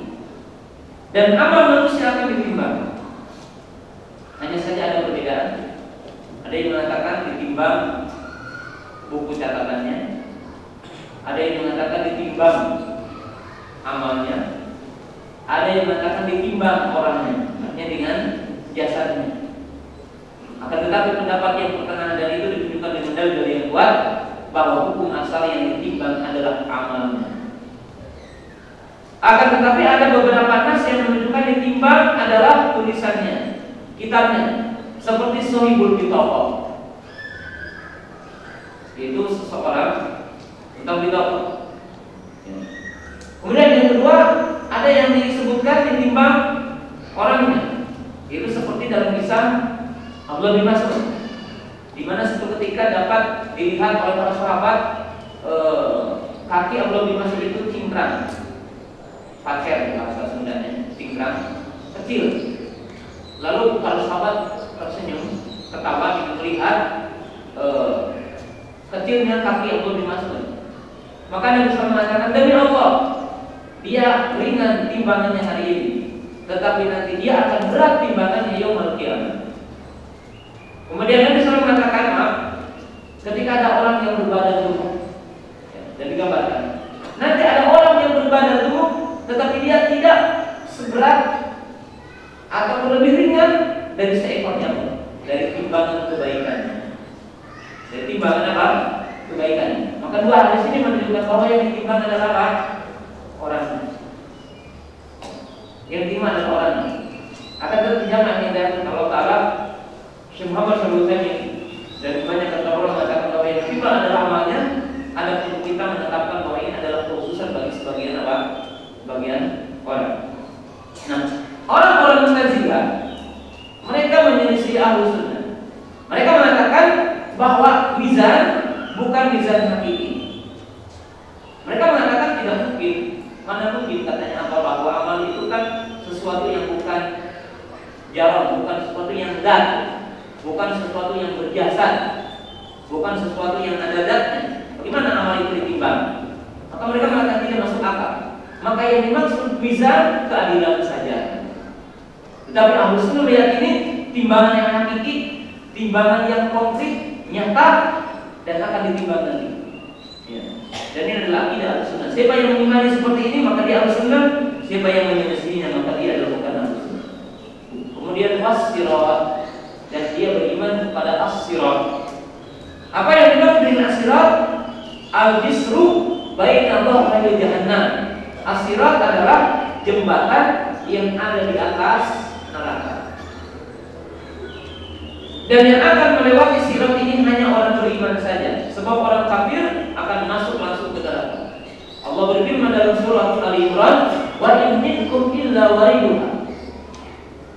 Tsumma nunajjil ladzina taqaw wa nadharu adh-dhalimina fiha jithiya." Allah berfirman, "Wa in minkum illa wariduha." Dan tidak ada salah seorang di antara kamu kecuali akan melewati jembatan itu.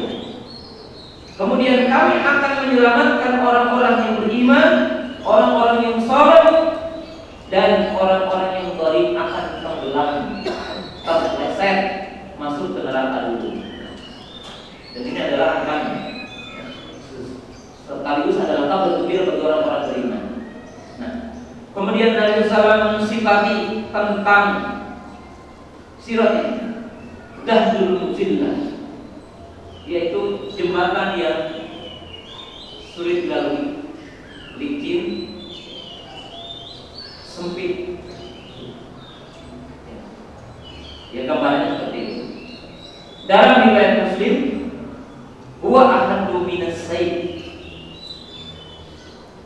yakni ahadu minas sayf wa adaku minas sya'bi. Di mana Nabi SAW menyebutkan dalam Sahih Muslim, dia lebih tajam dari pedang dan lebih kecil dari rambut, tapi tidak dikatakan dibagi 7. Itu tidak ada riwayatnya.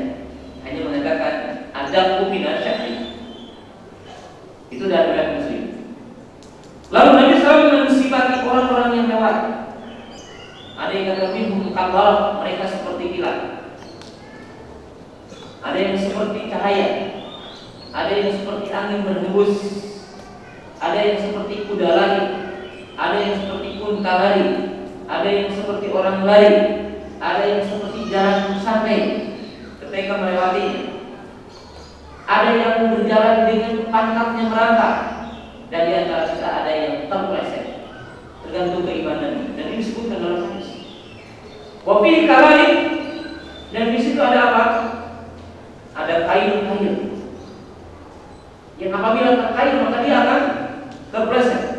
Kemudian api dari bawahnya apa? Menyala-nyala. Dan orang akan melewati.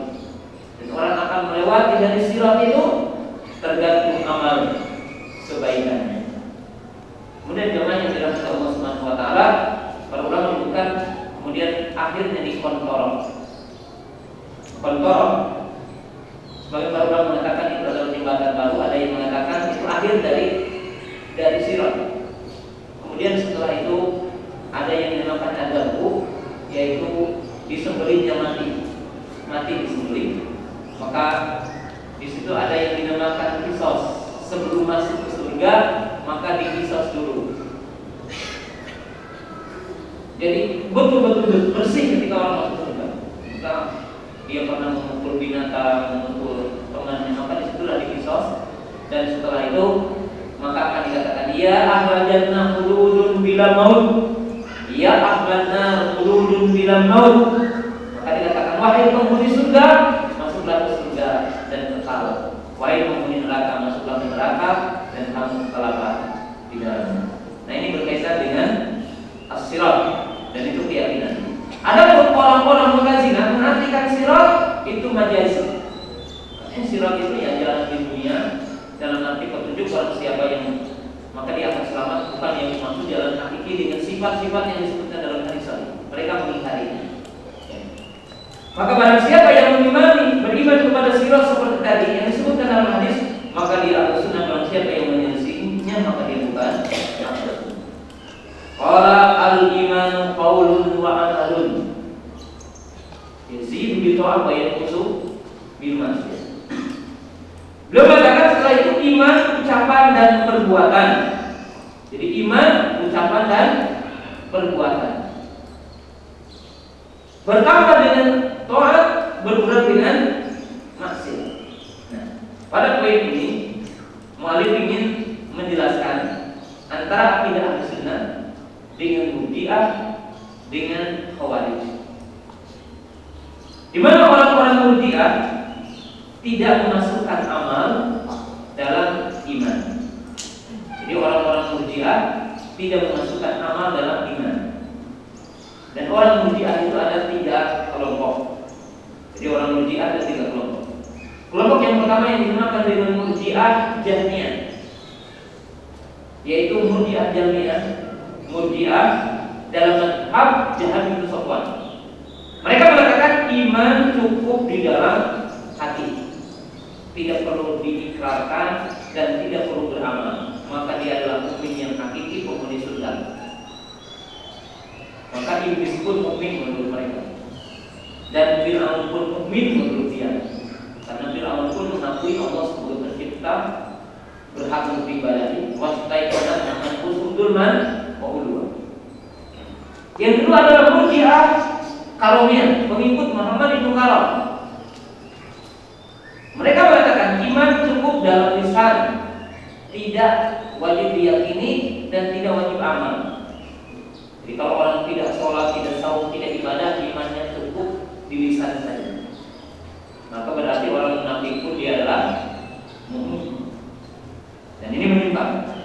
Kelompok yang ketiga yang dinamakan Murji'atul Fuqaha, yang dia mengatakan iman i'tiqad wal qaul. Iman itu cukup mengikrarkan dalam hati dan mengikrarkan dalam lisan, dan amal tidak termasuk kepada iman. Jadi Jadi kalaupun orang tidak beramal, maka imannya sempurna. Kalau orang itu tidak menunaikan sholat, tidak saum, tidak zakat, tidak haji, imannya sempurna. Yang penting iman itu meyakini dan berikrar saja. Dan amal bukan dari iman. Barang siapa yang mengeluarkan amal dari iman, maka dia adalah bukan sunni, bukan ahli sunnah, tetapi dia orang-orang berdiam. Dia orang-orang berdiam. Nah, lawan dari kaum dia adalah orang-orang khawarij. Dari sisi pokok, pertamanya mendekati ahli sunnah. Dia mengatakan iman, ucapan dan perbuatan. Tapi mereka mengatakan iman tidak boleh berkurang. Barang siapa yang berkurang maka dia kafir. Tetapi ahli sunnah mengatakan apa? Yazidu wa yanqusu. Yazidu bi ta'at wa yanqusu bil maksiyah. Bertambah ketika taat, berkurang ketika maksiat. Maka orang yang melakukan maksiat, mencuri, selama dia tidak menghalalkan mencuri. Orang yang minum khamar, selama dia tidak menghalalkan khamar, maka dia dikatakan mukmin tapi naqisul iman. Dia mukmin tapi dianggap kurang imannya. Berkurang imannya dengan sebab dia bermaksiat. Tapi orang Khawarij ataupun orang Mu'tazilah, mereka mengatakan tidak dianggap imannya. Dan ini bertentangan. Maka ditetapkan tentang iman qaulun wa amalun. Yazidu bi ta'at wa yanqusu bil maksiyah. Qala wal Qur'an kalamullah. Dan beriman kepada Al-Quran, bahwa Quran adalah kalamullah, kalam Allah. Ghairu makhluk, bukan makhluk. Min mubadah wa ilahi ya'ud. Quran turun dari Allah dan akan kembali kepada Allah Ta'ala. Dan itu adalah keyakinan Nabi Sunnah. Sementara orang-orang ahlul kalam, mereka mengingkari Ahlus Sunnah. Orang-orang Jahmiyah, orang-orang Mu'tazilah mengatakan Quran adalah makhluk, bukan kalam Allah. Jadi Quran adalah makhluk, bukan kalam Allah. Dan para ulama mengatakan barang siapa yang mengatakan Quran makhluk maka dia telah kafir. Sebab dia membantah seluruh ayat yang dalam Quran.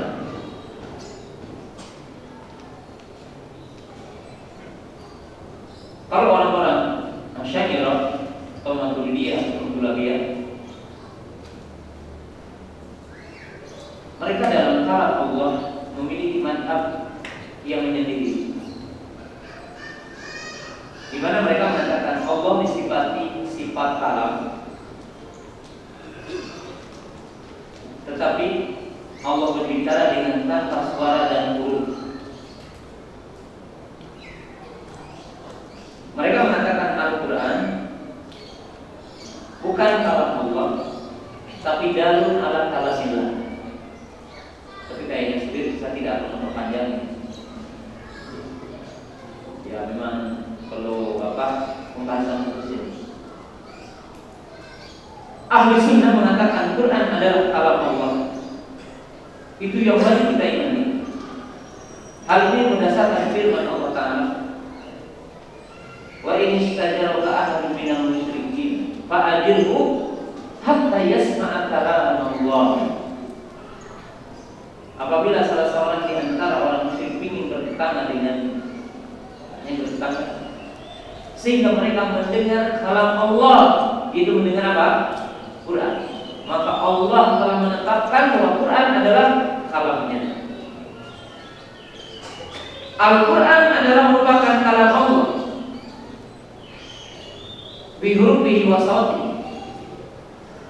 Di mana Quran turun dari Allah, Allah memperdengarkan kepada Jibril, lalu Jibril memperdengarkan kepada Nabi kita Muhammad SAW, lalu Nabi SAW memperdengarkan kepada kita.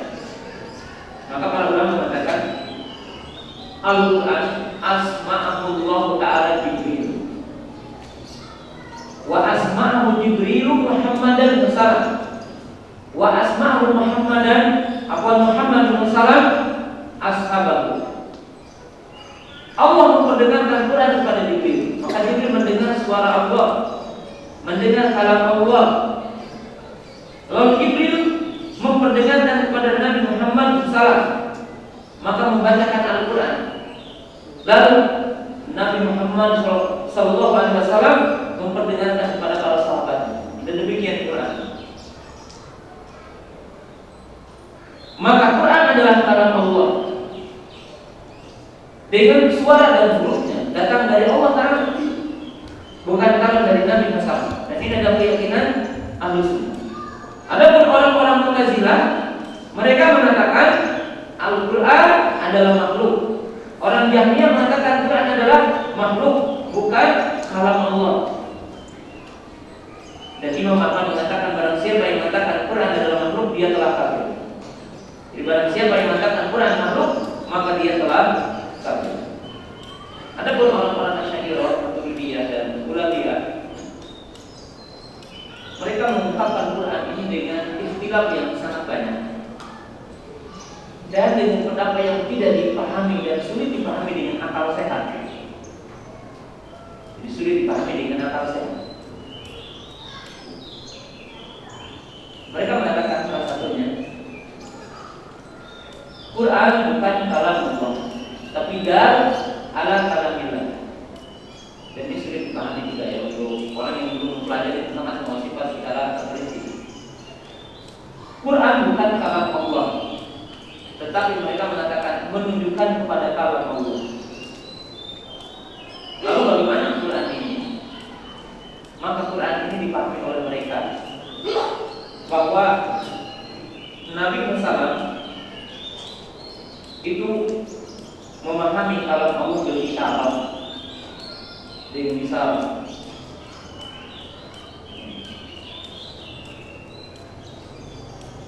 Dan bukan berarti Nabi Muhammad mendengar kalam Allah. Dan ini adalah sulit dipahami. Yang jelas ini salah satu bentuk pemahamannya. Dan ini berbeda dengan keyakinan Ahlus Sunnah wal Jamaah. Qala wa adabul qabri, dan beriman kepada azab kubur.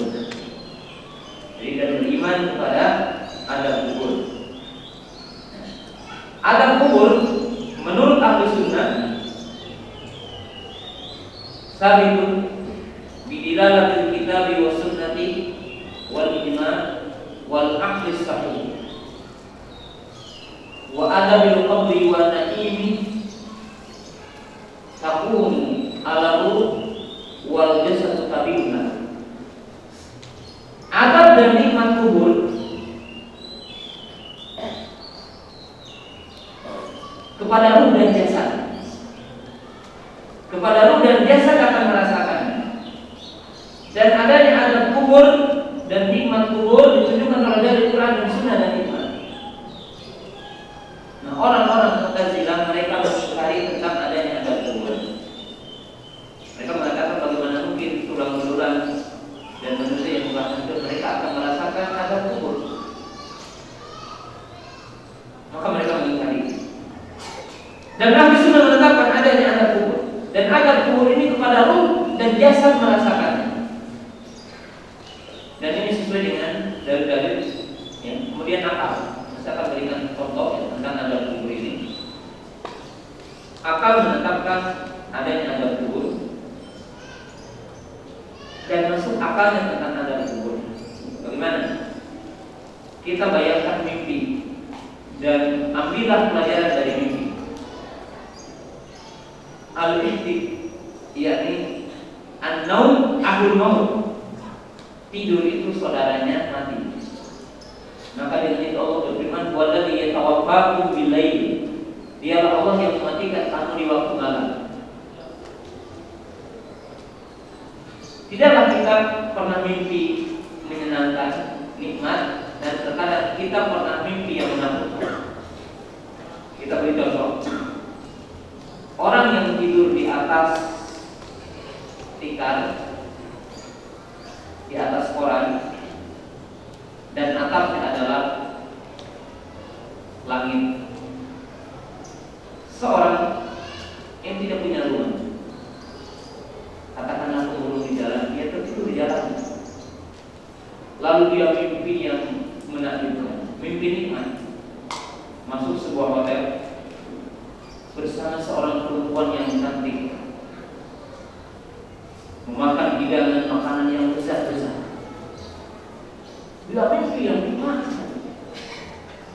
tapi dia berada di atas tikar. Tapi ruh dengan jasanya pergi dan menikmatinya. Ketika kita tanya di mana kamu tadi, saya tidur di sana. Orang yang kedua, orang yang tidur di rumah yang mewah, kasurnya empuk, ber-AC, nyaman, di sisinya istri yang cantik. Lalu dia mimpi menakutkan dikejar seekor harimau di hutan belantara, sehingga istrinya terbangun karena suaminya berteriak. Ketakutan. Ketika dibangunkan, dia teringat di mana? Oh, ternyata masih di atas apa? Di atas kasur yang empuk. Tapi dia mimpi menakutkan, ruh dengan jasanya pergi jauh. Ketika dia mimpi, walaupun jasadnya berada di atas kasur yang empuk.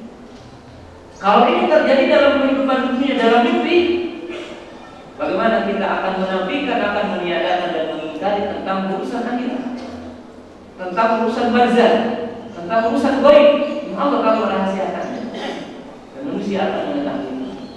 Dan tidak ada seorang pun yang akan mengingkari karena dia pun akan pernah merasakan,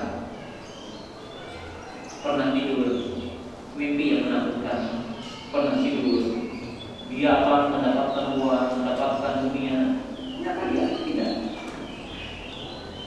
Dan ruh dengan jasad pergi dan bersatu di alam yang kita tidak tahu, apalagi alam barzah.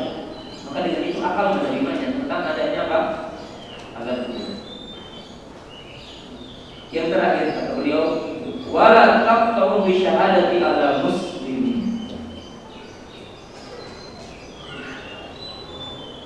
Pada poin yang terakhir ini mu'alif memaksudkan bahwa Ahlus Sunnah tidak menghukumi kafir, sehingga menghilangkan hak-hak dia sebagai seorang mukmin, sebagai saksi,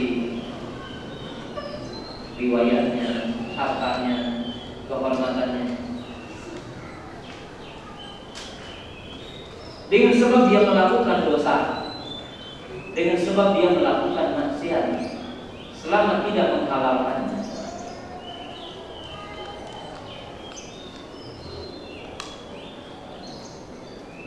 Dan ahli sunnah itu adalah satu thaifah yang menjaga hak darah kaum muslimin.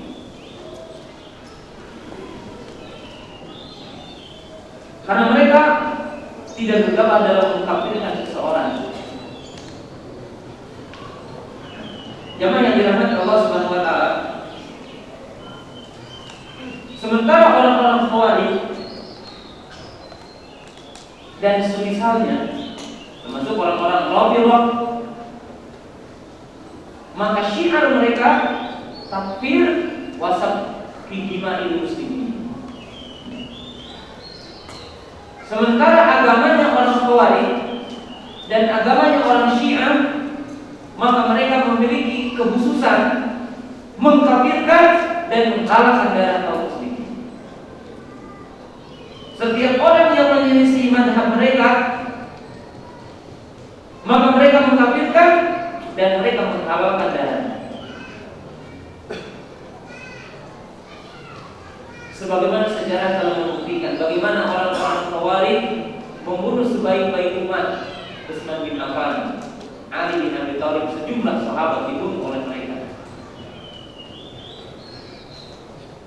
Dan bagaimana orang Rafidhah yang merupakan dikabarkan adalah Abdullah bin Sabah laknatullah, mereka telah mengalirkan darah kaum muslimin dalam sepanjang sejarah. Dari mulai mereka membunuh kaum muslimin pada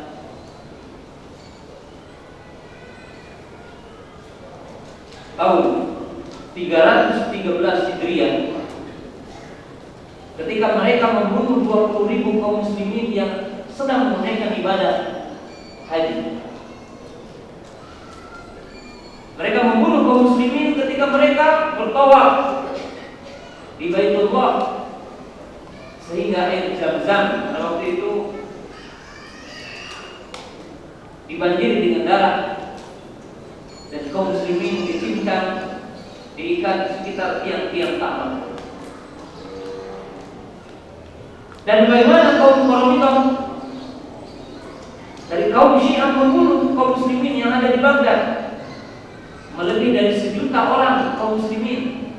Dan Imam Ibnu Katsir mengatakan tidak ada yang tahu tentang jumlah mereka kecuali Allah Ta'ala, yang menyebabkan banjir darah betis dan menjadikan wabah penyakit ke seluruh negara yang berdekatan dengan Baghdad pada waktu itu. Dan demikian ahli bid'ah sabtu dimani muslimin. Dan bagaimana jamaah yang dirahmati Allah Subhanahu wa taala? Kita sebutkan Ibnu Muljam membunuh Ali membacakan Quran. Dia melakukan maksiat takarrub kepada Allah, membacakan 2 ayat ketika membunuh Ali. Lihat kezaliman dan kesesatan. Dan sejarah membuktikan ketika Ibnu Muljam telah membunuh Ali, maka dia mengatakan silakan tegakkan qisas kepadaku. Dan belum mengatakan janganlah kalian membunuh aku sekaligus, silakan aku cincang potong bagian tulang belulangku, maka aku akan mengatakan tulang belulangku dan tetesan darahku takarrub kepada Allah. Dan inilah jemaah yang dirahmati Allah Ta'ala kesesatan, yang mereka adalah takfir wa sabbi dima'il muslimin. Tidak ada orang yang membunuh seorang bapaknya. Kenapa? Karena bapaknya tidak sejamaah dengannya dan tidak berbaiat kepada jamaah, tidak berbaiat kepada imamnya. Maka dia mengatakan bapakku tauhid, bapakku kafir. Lalu dia membunuhnya dan membongkar kepalanya, dan dia mengambil otaknya, lalu mengeringkan otaknya. Lalu dia meneguk kopi yang dicampur dengan otak bapaknya yang sudah dikeringkan. Lalu dia meneguknya. Dia mengatakan demi Allah, tidak ada kenikmatan dalam sepanjang hidupku kecuali aku telah membunuh sang tauhid dan aku meneguk kopi yang telah dicampur dengan otak bapaknya sang tauhid. Dan demikianlah orang ketika mereka memahami pemahaman yang menyimpang. Ada seorang Khawarij yang membunuh kedua orang tuanya, ibu dengan bapaknya dibunuh. Setelah dia membunuh, maka dia merasa berbahagia telah melaksanakan ayat surat Al-Mujadilah ayat 22. Satajidul qauman yu'minuna billahi wal yawmil akhir yuwadduna man hada Allah walau kanu aba'ahum. Maka dia mengatakan, sungguh aku menikmat sekali, aku telah mengamalkan ayat ini, dan aku telah membunuh kedua orang tuaku karena ibu dan bapakku sang tauhid. Maka aku mengamalkan ayat ini. Padahal jamaah yang dirahmati Allah Ta'ala, ibunya adalah seorang muslimah, bapaknya seorang mukmin. Hanya saja jamaah yang dirahmati Allah Subhanahu wa Ta'ala tidak semenjemaah dengannya. Maka dia mengkafirkannya dan dia menghalalkan darahnya. Sejumlah para wanita tidak dinikahkan oleh bapaknya, tapi dinikahkan oleh gurunya. Kenapa? Karena bapaknya dianggap kafir dan tidak sejamaah dengan jamaahnya, tidak berbaiat kepada gurunya. Maka dia mengkafirkan bapaknya dan dia dinikahkan oleh gurunya. Jemaah yang dirahmati Allah Subhanahu wa Ta'ala, ini adalah sifat ahlul bidah, sifat orang-orang Khawarij yang mereka kenapa? Takfir wasabbi dima'il muslimin. Mereka mengkafirkan orang beriman, lalu mereka menghalalkan apa? Dan ada pun orang-orang ahli sunnah. Maka kalau dikatakan oleh Imam Ibnu Taimiyah rahimahullah taala, ahli sunnah hum a'lamun nasi bil haq arhamun nasi bin nas. Ada pun ahli sunnah, mereka adalah orang-orang yang paling tahu kepada kebenaran dan mereka adalah orang yang paling lemah lembut terhadap sesama manusia. Maka demikianlah 10 poin yang disebutkan oleh Imam Sufyan bin Uyainah rahimahullah taala dalam